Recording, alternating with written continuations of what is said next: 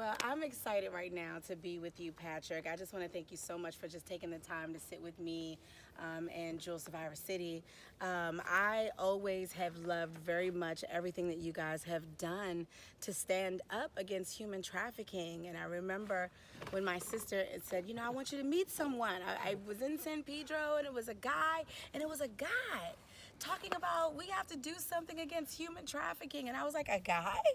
Well, I need to meet this guy. And that was you, Patrick. So I'm really excited to talk to you and tell me, you know, what made you say, you know, I have to do something as a man, as a father. I have to do something to stop human trafficking. Like, where did that inspiration come from? Well, I think when I first learned about human trafficking and how prevalent it was, that it was really just knocking on our doors and entering into our homes through the internet, I mean, I just couldn't let it go. I have two daughters, and one of my daughters was approached in a shopping mall by someone trying to recruit her through a modeling business. It really brought it home when that happened, things that I'd heard about and seen. And I mean, it's twofold. I have a really deep concern for what's happening to young people who are being approached by people who want to prey on them, who want to change their identity from a unique, irreplaceable human being that's never going to occupy the space on the earth ever again, that has hopes and dreams, who's capable of so much in life. I hate to see that taken from them by someone who just wants to exploit them for money. On the other hand, it's like I see fathers and men throwing away their incredible gift of being blessed with the opportunity to be a father to a son or to a daughter, and throwing that away for a lie. A lie that you can be satisfied with pornography or with you know, satisfying yourself for 20 minutes in the backseat of a car. You know, men are also being sold a bill of goods, and we're losing out on the greatest happiness that we can have by being successful dads. And that greatest happiness, so you're talking about the greatest happiness being a father. Exactly. Now, I was a daddy's girl, so I completely appreciate and understand the power of fatherhood and having a father in your life. He was definitely an inspiration to me, and when he was not actively in my life, so many things changed in my life, including something like human trafficking. So I am so thankful that you are standing up. Now, how difficult was it for you to gather men to come be a part of something like Men Standing Against Trafficking, or even FatherCon for that matter? It ain't easy. I mean, we live in a culture where guys just really don't see their behavior as a problem. I think an awful lot of men try to justify why their disengagement is okay. I think this has happened for a number of decades, where men have more and more been checking out. And I think it's really, at its core, men haven't really realized their significance. I'm also noticing a trend too where fathers are starting to speak up though. Yeah. And I think that is a more powerful trend, a trend that you're seeing men stand up for not just their own children, but for other people's children. Exactly. And so that brings me into FatherCon, because you say for fathers, but you also say for future fathers and father figures. That's right. Tell me about, you know, that and how important that is to this movement. Well, that's incredibly important, because I think we have so many children growing up without a father. And in talking to one guy, he started a project here in LA, and he said what he was running across were so many men who were now fathers that didn't have a father. So they had no example. They didn't know how to play with kids, that they had never grown up in a home, you know, where they had a father play with them.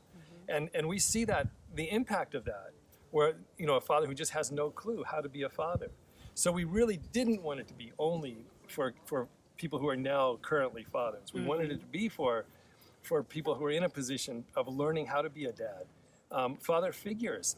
I've heard countless stories of how impactful a man can be who's steps out of his own home, steps out of his own family, and starts to engage with kids in the neighborhood. Yeah. And there's such like a thirst and coaches hunger. and Exactly. all kinds of different father figures that you see around, that you don't realize that they're stepping up in their masculinity and their, you know, care, and that father, you know, and a lot of people don't even know what that looks like. Yeah. So we need fathers to show that. So tell us this last thing, you know, what can we expect at FatherCon, and why do you need people's help? I mean, this is really kind of, I think this is the social calling, the social need of our time. We are stuffing prisons full of kids who are growing up without the influence of a father. We are lining the streets with prostituted children because they haven't had a father who's given them that love, and they're falling into the hands of exploiters and predators and people who are more than happy to take advantage of a 12-year-old who's love starved, who wants to be validated, who wants to be told that she's worth something. Right. So to me, this is really, it's such an important social issue of our time, that we take what came from the Me Too movement and start to really look at what kind of relationships do we want to have as men and women? What is the equality that we really want to have that's satisfying to both of us? Yeah. And I think all of these things are now kind of bubbling and coming to the surface, and things that wouldn't have been relevant or talked about or appreciated 10 years ago are now extremely relevant, are now important. So FatherCon is really leading in that area. We really want to, it's not a blaming and shaming, it's not a patting on the back and boys will be boys type of event. It's get real, get down to the real nitty gritty of who we are as fathers, as future fathers, as father figures, and how do we make the greatest possible impact? Absolutely. To do that, we need support. To do that, we need to be able to bring the best quality people to come and speak. We've got a speaker coming from Texas. We've got people coming from Northern California.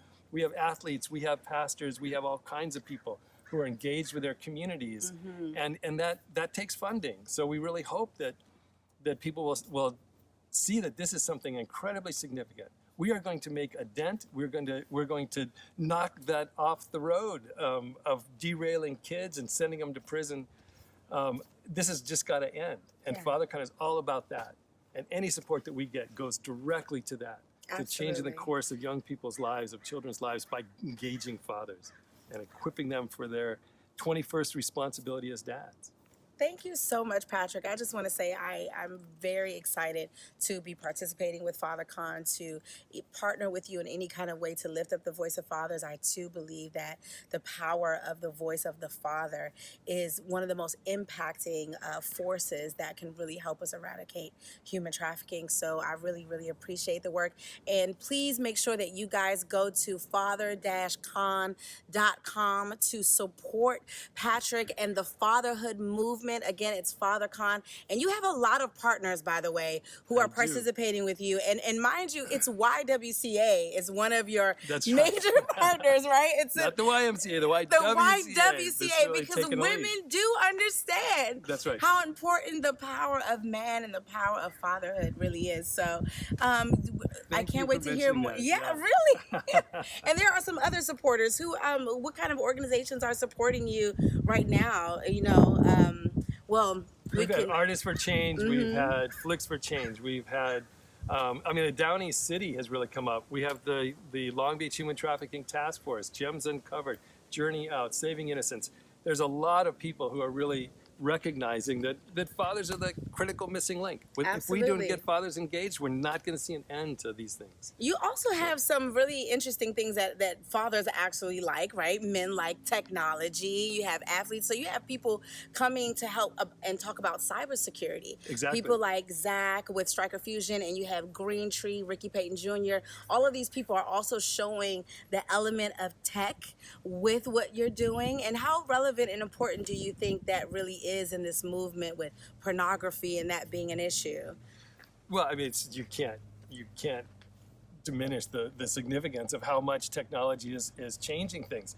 I think one of our themes for this year's FatherCon is being a father in the 21st century. It's a whole new game. It's just, we are facing challenges that no one has ever faced in human history. We have, one FBI agent told me that to leave a child home alone with a computer is much more dangerous than having them be walking around a shopping mall by themselves. Yeah. We've never had that before. Right. Where people have access to your children like never before. And we also have fathers. We have up to 500,000 divorces a year now that are related to pornography. Yeah. We have issues, we have challenges today that we've never had before. So technology is really at the forefront. Solving problems, being an end to a lot of the problems that we faced, but also it's it's a two-edged sword. It's a two-edged sword. It's It a really two-edged is. sword. Well, as you can see, Father Khan absolutely needs your support. We stand here supporting them, and we hope that you guys come out. Again, it's November 9th, starting at 9 a.m., I believe. From 9 a.m. from 9 a.m. doors 9:30. open. Doors open at 9 a.m., and it's a full-day conference, food, entertainment, wonderful speakers. Please come out, register on father-khan.com, and then donate as well because they need your Exactly. support. Thank you so much, Patrick, for coming out, and we'll see you November 9th, and we hope to see you guys too. Be there. Don't miss it.